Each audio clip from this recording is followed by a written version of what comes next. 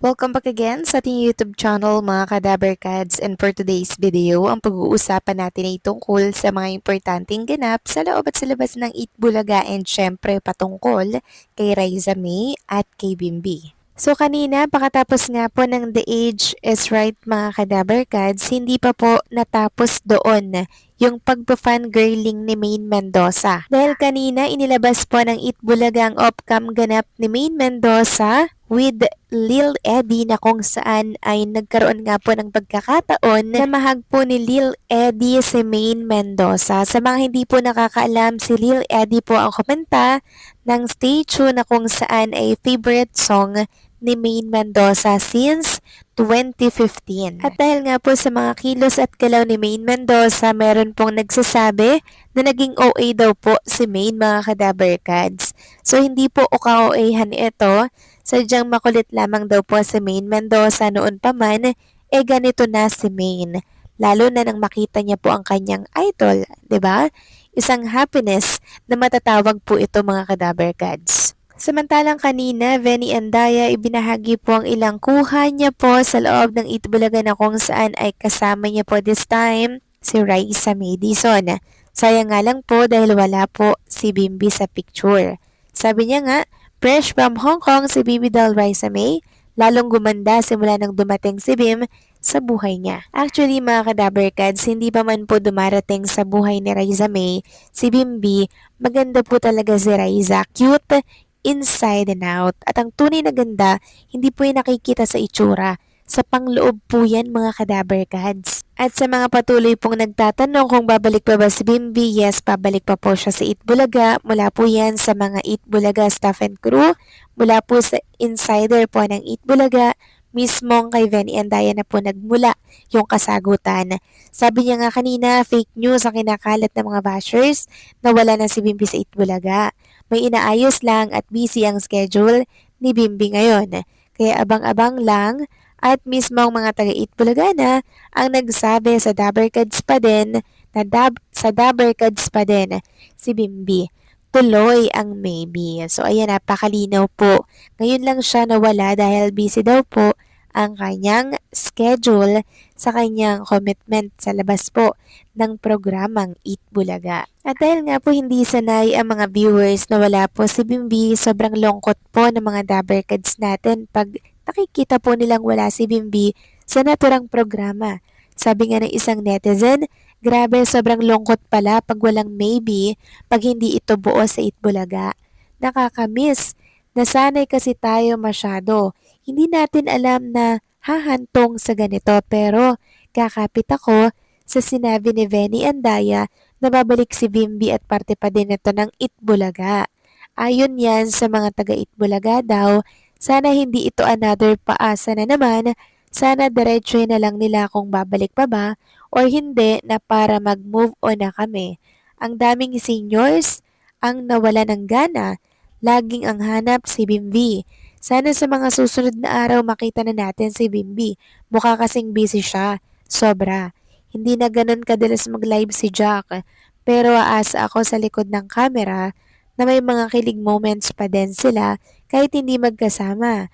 May nabasa ako na blew up na may pasalubong daw si Raisa kay Bimbi, binili sa Hong Kong. Pero paano naman ito makukuha ni Bimbi? Hindi naman siya pumasok sa Itbulaga. Hindi kaya sumisilip si Bimbi kay Raisa sa likod ng kamera? Well, hindi naman po malabong mangyari yan mga Kadaberkads, 'di ba?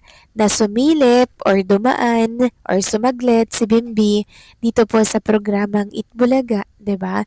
Hindi kasi natin alam ang nangyayari sa likod ng kamera. And yung mga nangyayari sa likod ng kamera, yun po talaga yung totoo. Yun po talaga yung totoong sweetness.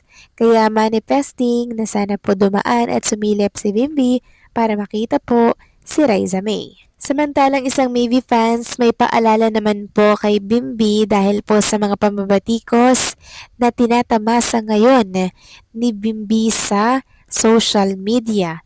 Sabi nga dito ni Ma'am Ams, to Bimbi never mind about the bashers. As your mom said, success is the best revenge. Madaming fans na ang nag-aaway-away. Madaming basher na din ang walang magawa sa buhay nila na super baliw na baliw na sa'yo. Super pogi ka kasi kaya naiinggit sa pangbabash. That's proven kung gaano ka kasikat ngayon. And also, you're may beloved team kaya super trending kayong dalawa at pinag-usapan. We miss you, Bimbi.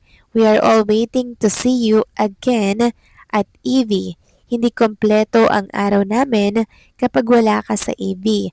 Kaya yung iba nababaliw na sa'yo, kakaantay at kung ano-ano ang pangbabash. But we all know that what you're doing right now is for you to be at your best.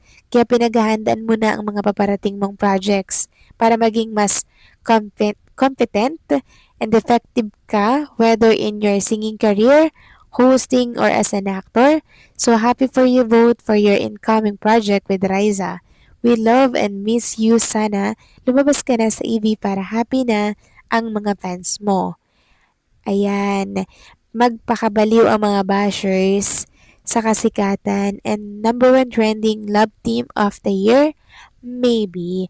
So, meron daw pong ginagawang project si Bimbi, kaya super hectic po ang schedule nito mga kadaberkad. So, baka ito yung sinasabi ni Mr. Benny and Daya na meron daw pong inaasikaso si Bimbi kaya naman super hectic ng kanyang schedule. Hindi niya daw po maisingit itong Itbulaga. So meaning nito mga kadaverkad, sobrang busy pala talaga itong si Bimbi, no? So ano kayang project ito? Talk show, movie ba to? Endorsement shoot ba to? So tayo po ay naguguluhan kung ano ba ito, pero masaya po tayo kung ano man yung blessings na yan. Kasi deserve ito ni Bimbi, no? Simula po nang mag-start siya sa Itbulaga, ang dami na po talagang mga endorsement at project ang naka-line up para po sa kanya. 'Di ba sabi po ng mga makeup artist ni Bimbi na una pa lang po yung nakita nating endorsement. More pa daw po yung mga naka-line up mga Kadaver Gods. Kaya marahil ito po yung tinatapos ni Bimbi ngayon, kaya hindi po natin siya nakikita sa Itbulaga. Pero ang importante dito is babalik at babalik po siya sa Itbulaga. So sa ngayon, ay wag na muna natin siyang hanapin araw-araw dahil mambibigla or manggugulat na lang po si Raiza at si Bimbi. At sa napapabalita po na gagawan daw po ng isang segment si Bimbi at si Raiza, hindi pa po natin sure kasi meron daw pong lumabas na content na ganyan nga po, gagawan daw po ng segment. So sa oras na bumalik muna si Bimbi, then tsaka tayo maniwala. 'Di ba? To see is to believe na lang tayo sa ngayon mga Kadaver Cats. Hanggat hindi nakikita, huwag tayong maniniwala, okay? So paano mga Kadaver Cats? Hanggang dito na lamang po ang update natin. Maraming salamat po sa inyong patuloy na pagsuporta.